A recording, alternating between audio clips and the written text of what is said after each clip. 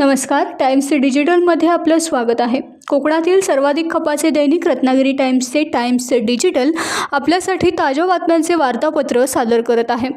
आजच्या ठळक बातम्या। महायुतीच्या सर्व 17 जागांवर विजय निश्चित। शिवसेना उद्धव बाळासाहेब ठाकरे पक्षाचे महाआरोग्य शिबिर। जांभवलीत कंपनी समर्थनार्थ सरपंचांचा पुढाकार। मुरुडमध्ये माकडांचा वाढता वावर, नागरिक त्रस्त। संगलट परिसरात कमी दाबानं वीज पुरवठा। दाभोळखाडीत विसापूर इथं बेकायदा भराव। विधान परिषद निवडणुकीसाठी महायुतीचे उमेदवार रवींद्र फाटक यांनी आज ठाणे जिल्हाधिकारी कार्यालयात जाऊन आपला उमेदवारी अर्ज दाखल केला। यापूर्वी त्यांनी आणि महायुतीतील सर्व घटक पक्षाच्या पदाधिकाऱ्यांनी ठाण्यातील टेंभी नाका येथील आनंद आश्रमात जाऊन स्वर्गीय हिंदू हृदय सम्राट शिवसेना प्रमुख बाळासाहेब ठाकरे आणि स्वर्गीय गुरुवर्य धर्मवीर आनंद दिघे साहेबांच्या प्रतिमेला पुष्पहार अर्पण करून विनम्रपणे अभिवादन केले। यावेळी केंद्रीय मंत्री कपिल पाटील, आमदार माधवी नाईक, राष्ट्रवादी काँग्रेस अजित पवार गटाचे नेते प्रमोद हिंदूराव, आमदार कुमार आयलानी आणि खासदार डॉक्टर श्रीकांत शिंदे, खासदार नरेश मस्के तसेच शिवसेना, भाजप, राष्ट्रवादी, रिपाईचे सर्व पदाधिकारी, कार्यकर्ते तसेच मोठ्या संख्येने उपस्थित होते। या प्रतिसादामुळे रवींद्र फाटक यांचा विजय निश्चित असून ते प्रचंड मताधिक्यानं निवडून येतील असा विश्वास उपमुख्यमंत्री एकनाथ शिंदे यांनी व्यक्त केला।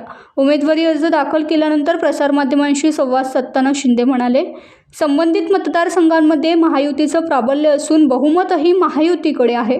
त्यामुळे ही निवडणूक महायुती सर्व 17 जागांवर मोठ्या मताधिक्याने जिंकेल असा विश्वास त्यांनी व्यक्त केला। हिंदू हृदय सम्राट शिवसेना प्रमुख बाळासाहेब ठाकरे यांच्या जन्मशताब्दी वर्षानिमित्त तसेच शिवसेना उद्धव बाळासाहेब ठाकरे पक्षाचे रायगड जिल्हा प्रमुख तथा माजी आमदार मनोहर भोईर यांच्या 65व्या वाढदिवसानिमित्त उरण विधानसभा मतदारसंघातील नागरिकांसाठी भव्य महाआरोग्य शिबिराचं आयोजन करण्यात आलं होतं। या शिबिराचं उद्घाटन माजी आमदार मनोहर भोईर यांच्या हस्ते करण्यात आलं। विधानसभा मतदारसंघातील नागरिकांना दर्जेदार आरोग्य सेवा उपलब्ध करून देण्याच्या उद्देशानं आयोजित करण्यात आलेल्या या शिबिरात विविध आजारांची मोफत तपासणी, नेत्रचिकित्सा शिबिर, रक्तदान शिबिर, मोफत वैद्यकीय किट, रक्त तपासणी, ECG, फुफ्फुसांची तपासणी, मोफत औषधोपचार तसेच गरजू नागरिकांना मोफत चष्म्याचं वाटपही करण्यात आलं।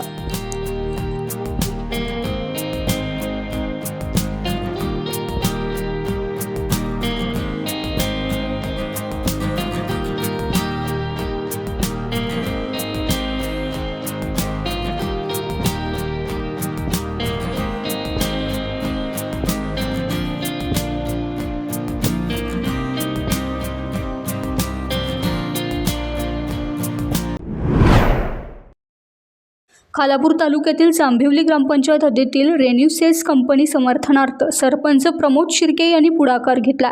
रेन्यूसेस कंपनीतील ठेकेदारीवरून काही ग्रामस्थ उपोषण करणार आहेत, तर या उपोषणाला सरपंच प्रमोद शिर्के यांचा विरोध त्यांनी पत्रकार परिषदेतून मांडला। आज आम्ही फक्त इथे पत्रकार परिषद घेण्यासाठी जमलेलो नाहीये, आम्ही देखील ह्या उपोषणाच्या विरोधात, कंपनीच्या मदतीसाठी, कंपनीच्या समर्थनात यांच्या विरोधात आम्ही इथे आंदोलन करणार आहोत 3 तारखेपासून। जर हे योग्य असेल, त्यांनी केलेलं आंदोलन योग्य असेल तर आम्ही आमचं आंदोलन पाठीमागे घेऊ, परंतु आम्ही कागदोपत्री सांगितलंय, लोक इथं उपस्थित आहेत, त्यांना कामं दिलेली आहेत, हे होता कामा नये म्हणून याच्या विरुद्ध आम्ही कंपनीच्या समर्थनात 3 तारखेपासून आम्ही देखील कंपनीच्या समोर आंदोलन करणार आहोत। बातमीमध्ये सांगितलेलं आहे, आज तुम्हाला सांगतो मी की तुम्ही पत्रकार म्हणून इथल्या दिलेल्या कुठल्याही वेंडरचं नाव घ्यावं, इथे हात वर केला जाईल। ह्या तयारीने आपण आलेलो आहोत, कारण स्पष्टीकरण होणं गरजेचं होतं आणि ते व्हायला पाहिजे। जर कुणाला काम भेटलं नसेल तर त्यांनी आमच्या दोघांशी चर्चा करायला हवी होती। प्रशासनाची, कंपनी प्रशासनाची त्यांनी चर्चा केली, पण आता जर कामच नाहीये, कंपनी काम देणार कुठून? ऑलरेडी 3 महिने कंपनीमध्ये रॉ मटेरियल येत नाहीये, कंपनीची जहाज समुद्रामध्ये अडकलेली आहेत त्या कामगारांना काम देण्यासाठी कंपनीवर काम नाहीये। येणाऱ्या बसेस, कॅन्टीन याच्यावर सगळा इफेक्ट पडत चाललेला आहे आता, आणि त्याच्यानंतर आपण काम देणार कुठलं? ज्यांची जे मागणी करतायत त्यांना पण ही वस्तुस्थिती माहिती आहे, त्यांच्यातले पण 2-4 ठेकेदार आहेत। काल मी म्हटलं होतं की आज माझ्या बाजूला पद्माकर कदम आहेत, यांच्या मिसेस त्यांच्याकडून निवडून आल्या होत्या, आम्ही त्यांना डावलं नाही, आम्ही त्यांच्या नावावर काम दिलं। मोहनजी गाडगे असतील, मंगेश कदम पाठीमागे आहेत, इम्तियाज खोत आहेत, रिजवान खोत आहे, अशी बरीच नावं आहेत की जी आम्ही इलेक्शन विरोधामध्ये केलं होतं, पण आम्ही एकत्र बसून ठरवलं की आपण कामं वाटून घेऊ। आम्ही ते केलंय, आज ती लोक इथं आहेत, मग त्याच्यानंतर आंदोलन का? जे आंदोलन करते त्यांच्या सह्यांमध्ये त्यांच्या नावावर काम आहेत, त्यांच्या नावावर कामं असताना आंदोलन का? असं तर होणार नाही की गावातल्या एका कुटुंबाला काम दिलं जाईल, प्रत्येक कुटुंबाला काम तर दिलं जाणार नाही. तर तुम्हाला गावात वादच संपवायचे नसतील, गावाचा विकासच नको असेल आणि कंपन्यांना विरोधात जाऊन जर काय पैशाची मागणी करायची असेल त्यासाठीच तुम्ही हे करणार. त्यांचं असं म्हणणं आहे की बाहेरच्या लोकांना देखील या ठिकाणी ठेकेदारी देण्यात आलेली आहे, असं त्यांनी त्या कंपनी बाहेरच्या त्यांनी काल्पनिक मुद्दा मांडला होता की इतर कुठल्याही पक्षाचं काम चालू नाहीये. कंपनीला आम्ही एक सांगितलं होतं की कंपनीने आम्हाला 50% काम द्यायचं ठरलं होतं पहिले. आज आम्ही 70% काम घेतलंय. 30% काम कंपनी बाहेरच्या लोकांना देऊ शकत नाही का? पण त्याची पडताळणी करा ना, ते काम कुणाला दिलंय? टीव्हीएस सारख्या कंपनीला जर एखादा स्टोअर चालवायचा आहे, तो काम जर टीव्हीएस सारख्या कंपनीला दिला, टीव्हीएसच्या कंपनीची टर्नओव्हर 1000 कोटी. इथल्या कोणाची लायकी 1000 कोटीचं काम घ्यायचं? यांनी मागे ज्या फुटक्लिप अडवल्या, कोणाच्या ताकद आहे त्या फुटक्लिप टाकायची तिथे? कंपनीने ते पण सांगितलं का तुम्ही घ्या, का घेत नाही? मग तुम्ही परवडत नाही म्हणून घेत नाही का? म्हणजे न परवडणारा धंदा आपण घ्यायचा.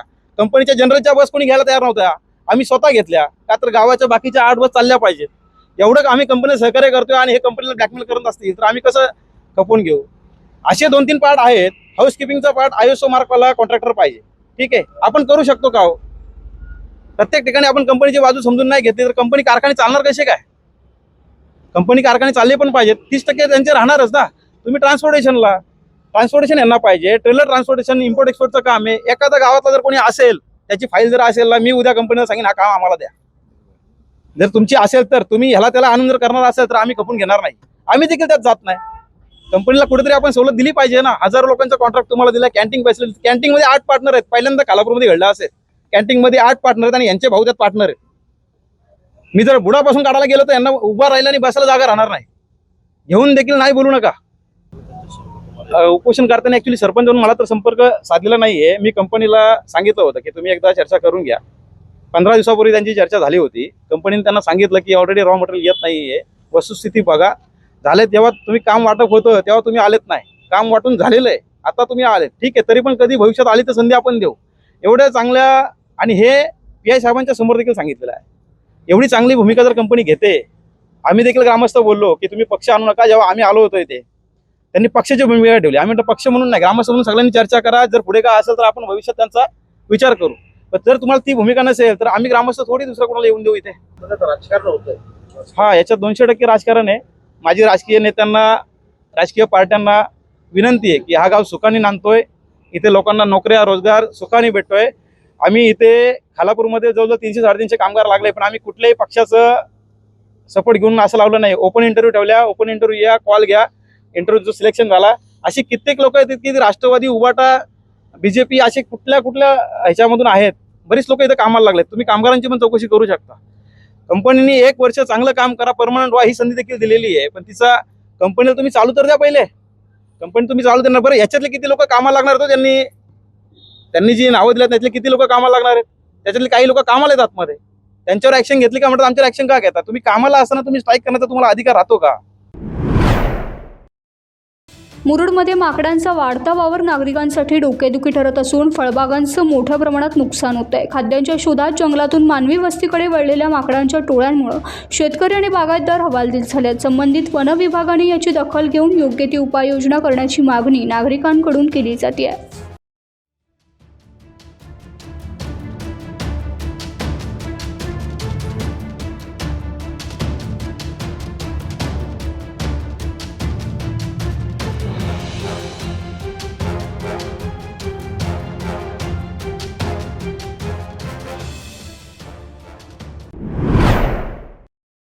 खेड तालुक्यातील संगलट मोहल्ला येथील विद्युत महावितरण कंपनीचे ट्रान्सफॉर्मर नादुरुस्त झाल्यानं गेल्या 15 दिवसांपासून ग्रामस्थांना अत्यंत कमी दाबाने वीज पुरवठा होतोय. या समस्येमुळे त्रस्त झालेल्या नागरिकांमधून महावितरणच्या कारभाराविरुद्ध तीव्र संताप व्यक्त केला जातोय. तातडीनं कारवाई न झाल्यास महावितरण कार्यालयावर धडक मोर्चा काढण्याचा इशारा ग्रामस्थांनी दिला. सध्या उन्हाळा असल्यानं नागरिक आधीच हैराण झालेत. अशातच संगलट येथील ट्रान्सफॉर्मरमध्ये बिघाड झाल्यानं संपूर्ण गाव अंधारात जाण्याची वेळ आली आहे. कमी दाबाच्या वीज पुरवठ्यामुळे घरातील फ्रीज, AC, मिक्सर तसंच गावातील पिठाच्या चक्क्या पूर्णपणे बंद झाल्यात.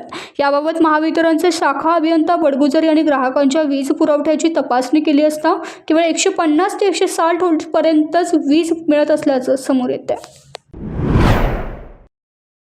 गुहागर तालुक्यातील दाभोळ खाडीतील विसापूर परिसरात वाळ उपसा करणारे ड्रेजर किनाऱ्याला व्यवस्थित लागावेत यासाठी खाडीच्या किनारी मोठ्या प्रमाणात बेकायदा भराव करण्यात आला असा धक्कादायक प्रकार समोर आला। या प्रकारामुळे परिसरात खळबळ उडाली असून प्रशासनाच्या भूमिकेवरही प्रश्न उपस्थित होत आहेत। पंचायत समिती सदस्य मंगेश जोशी हे कथित बेकायदा भरावाची तात्काळ चौकशी करून संबंधितावर कठोर कारवाई करण्याची मागणी महसूल विभागाकडे करणार असल्याची माहिती मंगेश जोशी यांनी स्वतः दिली आहे। खाडीसारख्या संवेदनशील क्षेत्रात कोणत्याही प्रकारचे भूक रूपांतर किंवा भराव करण्यासाठी विविध शासकीय परवानग्या आवश्यक असताना हा भराव नेमका कुणाच्या परवानगीने करण्यात आला असा सवाल उपस्थित केला जातोय।